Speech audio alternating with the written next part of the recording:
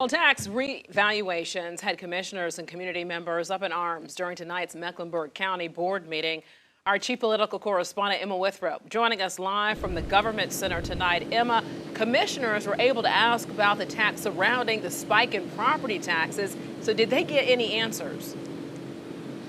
I mean, they got some answers, but it almost seemed like commissioners as well as community members were leaving the meeting more confused than when it started. Now, the main issue that commissioners, as well as a lot of residents who showed up tonight, have with these tax reevaluations is that a lot of these different residential homes spiked in property value, but then commercial properties, especially country clubs and golf clubs, actually decreased in value, which would in turn decrease their property taxes. So people were pretty fired up about that, basically saying, how is it possible that my home, in some cases being next to a country club, has spiked in value, but then the country club itself has not.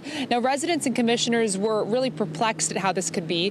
For example, one of the residents actually said that an empty parcel near her neighborhood was valued at $16 million, yet the Quail Hollow Country Club, where the President's Cup was held, was only valued at $9 million. The tax assessor, Ken Joyner, said he doesn't make the rules, the General Assembly does, and the statute goes off of the income-based method.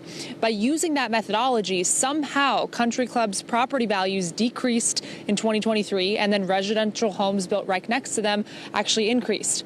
Commissioners knew Joyner didn't make that call himself, obviously, but nevertheless, they questioned this methodology, and residents who showed up to the meeting were pretty frustrated as well. The systems were designed to keep these inequalities in place. And I know that the people who belong to country clubs are able to send their children to private schools that have teachers. I want the country clubs to be taxed on the value of their land.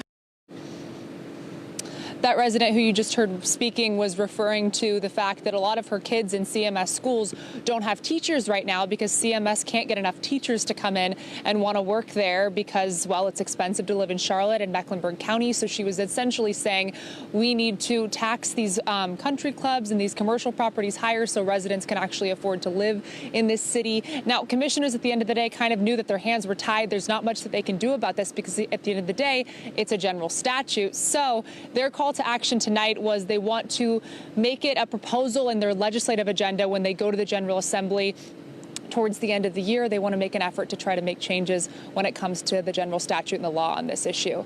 For now, reporting live from the Government Center, Emma Withrow, Queen City News.